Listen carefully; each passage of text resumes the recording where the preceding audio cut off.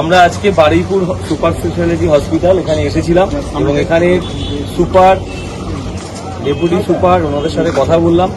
বারুইপুর হসপিটালে চিকিৎসার বেহাল অবস্থা আমরা জানি এবং এখানে বিভিন্ন যে বিষয়গুলো রয়েছে, হসপিটালের সামনে ভ্যাট রয়েছে, নোংরা আবর্জনা ফেলা হচ্ছে, হসপিটালের ভিতরে প্রতিদিন যে আবর্জনা জমা হচ্ছে তা পরিষ্কার হচ্ছে না।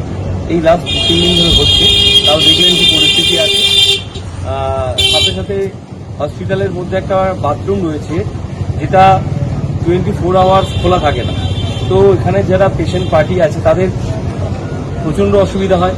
তার সাথে সাথে হসপিটালে ঠিকমতো পরিষেবা দেওয়ার জন্য যে ডাক্তার তার ব্যবস্থা নেই, সেটার জন্য তো অবশ্যই আমাদের রাজ্য সরকার এখন আমাদের সুবিধা রয়েছেন মুখ্যমন্ত্রী এবং স্বাস্থ্য ব্যবস্থাকে সাজানো হবে, সেই বিষয়ে আমরা অবগত করব। বর্তমানে বারুইপুর সুপার স্পেশালিটি হসপিটালের যে চিত্র আছে সেই চিত্রই সার্বিকভাবে দেখতে আসলাম এবং বেশ কিছু জায়গায় করাপশনের বিষয় এসেছে, মানে পেশেন্ট পার্টির কাছ থেকে বিভিন্ন বিষয়ে টাকা পয়সা নেওয়া চাওয়া এসবগুলো উঠে এসেছে।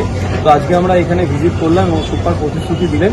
তিনি বিভিন্নভাবে যে পৌরসভাকে বারবার জানিয়েছিলেন এই যে পৌরসভার যে নোংরা আবর্জনা এখানে পরিষ্কার হচ্ছে না বা উল্টো দিকে যে ভ্যাট রয়েছে, পিডব্লিউডির সাথে আমরা কথা বলেছি, সেই অফিসেও গেলাম যাতে এখানে ভ্যাটটা সরানো হয় এবং যাতে সুব্যবস্থা এই হসপিটালে ফেরে, তার জন্যই আজকে আমরা প্রাথমিকভাবে কথা বললাম।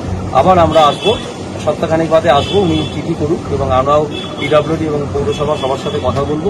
আমাদের যারা ঊর্ধ্বতন কর্তৃপক্ষ আছে এবং রাজ্য সরকার আছেন, স্বাস্থ্য ব্যবস্থা সবার সাথে কথা বলবো।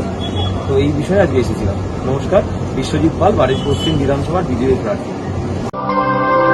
বাংলার সঠিক খবর সঠিক সময় জানতে ফলো রাখুন RN TV বাংলা।